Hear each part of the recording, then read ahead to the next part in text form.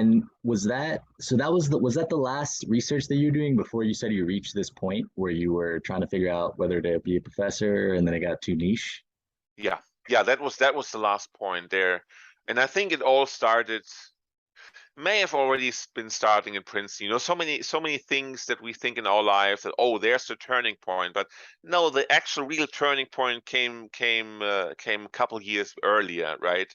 I wasn't really finding a way to see myself as a professor, I think, and so I was lacking the optimism to drive myself forward, and to really start to push hard to get a professorship position. Ideally, I would have started that after 1 year in Princeton already. I mean, it's the real estate of just the email address at princeton.edu is crazy. I didn't realize it at that point, but with that email address, everyone answers you.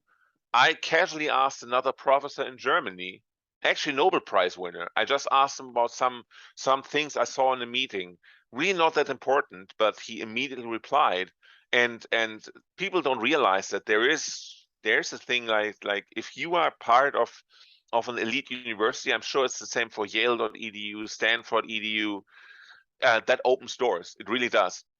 So I only realized later on that I didn't leverage it as much as I could have, but it was still good enough to get me into a good lab in New York.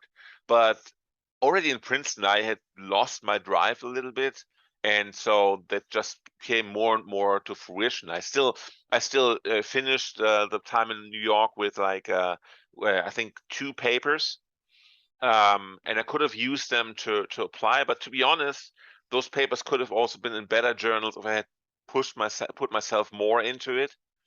And yeah, I think it was just at just one point I just felt now it was really time to leave academia.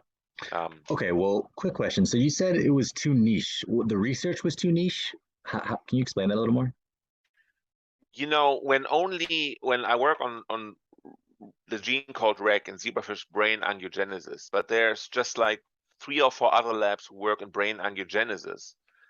Then I saw myself interacting with those labs, maybe 1 or 2 more labs, but I would always be a guy in the lab, and I would have no contact to the outside world much, and nobody really would understand what I'm doing. I mean, I can explain it and all, but nobody would really see me. I didn't. I guess I felt like I wasn't bringing any value to people. I was working on a very niche project, similar to somebody who there was this Reddit kind of heartbreaking post by someone had it on Reddit. He has a PhD in philosophy and was working on Husserl, that philosopher, and nobody is really interested in works about Husserl, but he has like super, like very, very deep expertise on Husserl, but he doesn't find any job anywhere. And now he works at some fast food joints to make ends meet.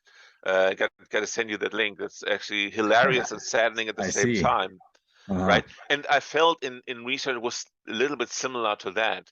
Um, when you want to go to a pharmaceutical company, um, they they want you to have very specific expertise. For example, liver development in mice to understand liver disorders, or skin development in rats, or all these different things, or developing methods for automating workflow in biomedical companies, something like that. They can hire you for specifically.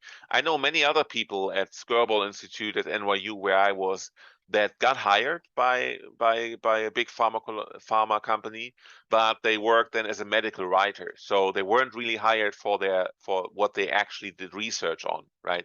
And that's how I felt. I had niched myself too specifically. I know one friend of mine from Dresden, he did analytical chemistry. He did a project that was very heavy on many different methods and analytics. And for example, that would have been a smarter choice for me if I want to make myself more presentable for for industry, right? So if anyone wants to keep their options open, wants to go into science, that's great. But if you really want to keep your options open, I would recommend doing something, yeah, doing something like tool development, or method development, or something Right. that is that can actually be used by a pharmaceutical company. Don't just go into research doing anything and then hope that you will be hired through the board. That's not the case.